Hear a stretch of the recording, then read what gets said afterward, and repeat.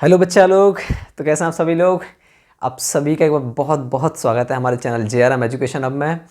और जैसा कि आप सभी जानते हैं कि हमारे बोर्ड्स के एग्जाम्स बहुत ज़्यादा नज़दीक आ गए हैं और बच्चे ज़ोरों शोरों से प्रिपरेशन में लगे हुए हैं। ठीक है, तो आज हम क्लास 12 के कुछ इंपॉर्टेंट क्वेश्चन लेकर आए हैं। जो हमारी सीरीज चल रही है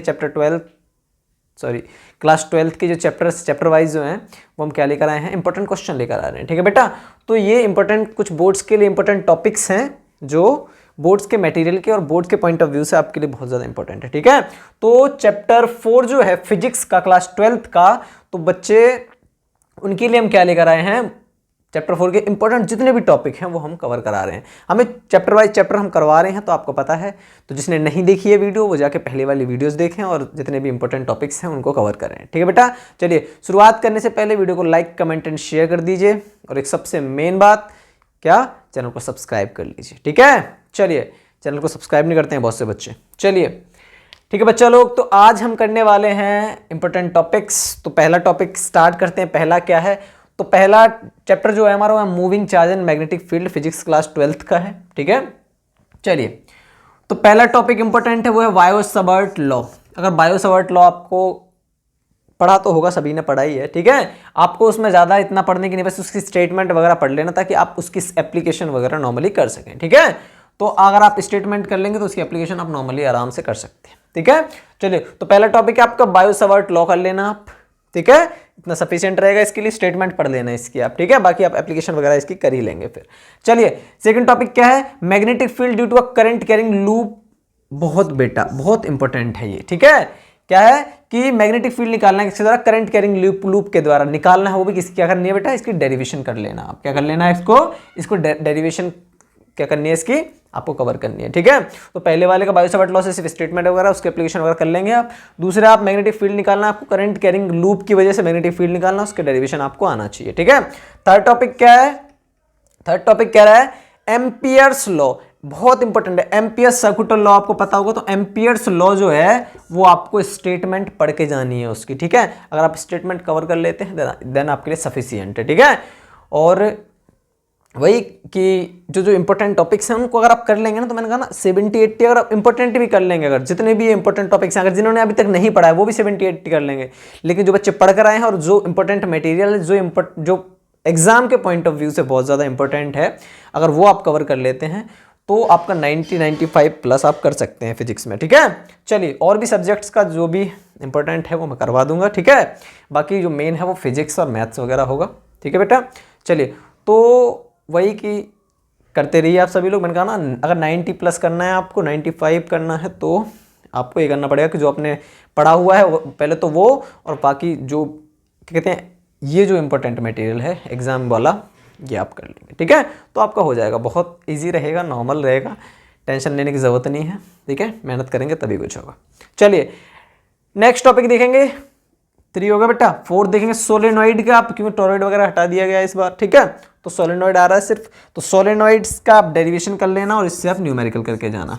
क्या क्या, सोलेनॉइड का डेरिवेशन और न्यूमेरिकल कर लेना, इंपॉर्टेंट है। ठीक है, बहुत इंपॉर्टेंट है, मोस्टली पूछ देता है। ठीक है, चलिए torque on current carrying wire, आपको क्या करना है, करंट कैरिंग वायर की पर जो है टॉर्क क्या निकालोगे उसका डेरिवेशन आपको आना चाहिए। करंट कैरिंग वायर के द्वारा टॉर्क जो है उसका डेरिवेशन आपको आना चाहिए, तो आप इसका डेरिवेशन कर लेंगे। ठीक है, तो ये आपके 5 टॉपिक कंप्लीट हो जाते हैं।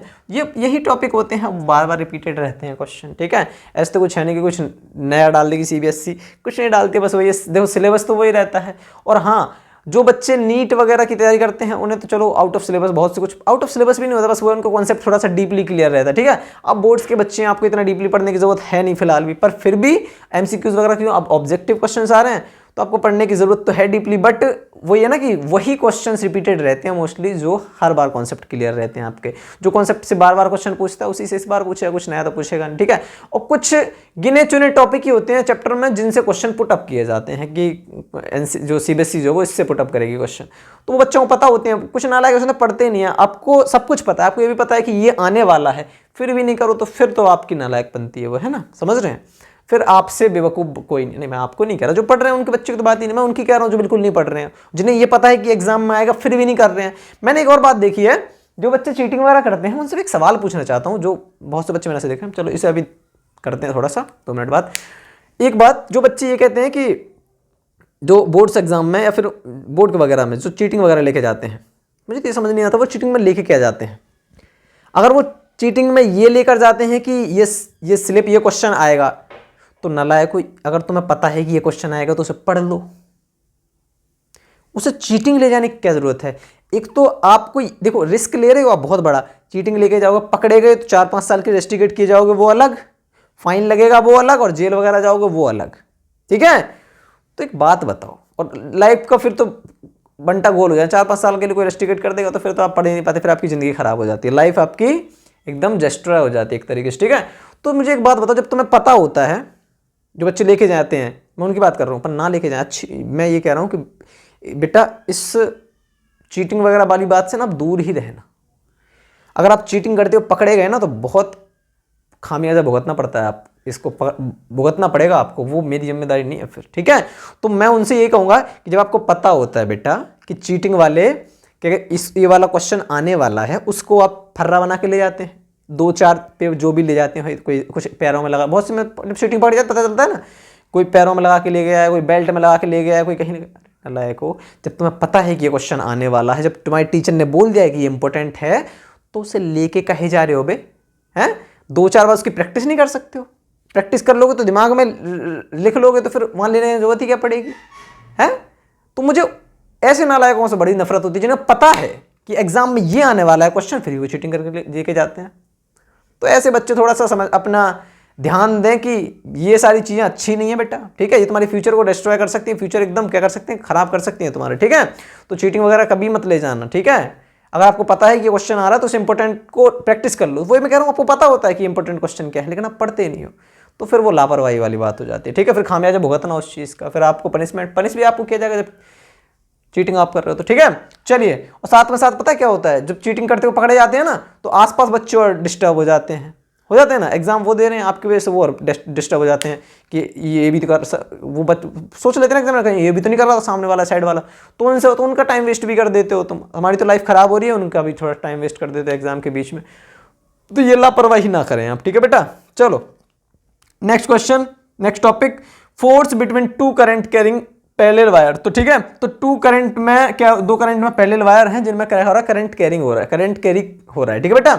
तो उनमें आपको क्या निकालना है, उन दोनों के बीच आपको क्या निकालना है, फोर्स निकालना है। इसका डेरिवेशन आपको आना चाहिए, ठीक है। तो इसका डेरिवेशन आप करके जाएंगे, ठीक है। चलिए 7th क्वेश्चन क्या कह रहा है, मूविंग कॉइल गैल्वेनोमीटर। आपको ये एक डिवाइस है, पता ही आपको। तो मूविंग कॉइल गैल्वेनोमीटर की आपको थ्योरेटिकल सारी थ्योरी आनी चाहिए, सही से पढ़ के जाना, इंपॉर्टेंट है, पूछता है, ठीक है। मूविंग कॉइल गैल्वेनोमीटर, ठीक है, तो इंपॉर्टेंट है मूविंग कॉइल गैल्वेनोमीटर, तो आप करके जाएंगे, ठीक है। 7th टॉपिक हो गया। लास्ट टॉपिक बच्चा लोग ये है कि galvanometer as an ammeter and volt. क्या कह रहे हैं कि गैल्वेनोमीटर को आपको किस तरीके से, एक बार तो आपको एमीटर और एक बार आपको वोल्ट के रूप में क्या करना है, आपको बताना है। तो इसमें न्यूमेरिकल आ सकता है, ठीक है, और इस पर डेरिवेशन आने के भी चांसेस हैं बच्चा लोग, ठीक है। तो बच्चों ये थे कुछ इंपॉर्टेंट टॉपिक थे, ठीक है, जो आपके लिए बहुत ज़्यादा इंपॉर्टेंट हैं एग्जाम के पॉइंट ऑफ व्यू से। जो मैं नहीं कहता, ये बुक्स कहती हैं, ये एनसीईआरटी कहती है, जितने भी टीचर्स हैं क्या कहते हैं पढ़ाने वाले, वो कहते हैं, और हम कहते हैं, सब कहते हैं। इंपॉर्टेंट मटेरियल सीबीएसई खुद कहती है कि ये आपके इंपॉर्टेंट टॉपिक्स हैं जो आपको क्लियर होने चाहिए। मैंने कहा बताया, वैसे अभी बताया था कि सबको पता होता है कि एग्जाम में क्या आने वाला है, बस बच्चे पढ़ते नहीं हैं क्योंकि उसकी प्रैक्टिस नहीं करते हैं, ठीक है। तो एग्जाम में इंपॉर्टेंट जो टॉपिक है वो अगर आप करके जाते हैं, आपके कॉन्सेप्ट क्लियर हैं, आप न्यूमेरिकल वगैरह की प्रैक्टिस करके जाते हैं, तो ऑब्वियस सी बात है आप 80-85 तो फोड़ के ही आएंगे, ठीक है बेटा। चलिए बच्चों, मिलते हैं अगली वीडियो में, और हाँ चैनल को सब्सक्राइब कर लेना, वीडियो को लाइक कमेंट एंड शेयर कर देना। थैंक यू सो मच बेटा आप सभी का।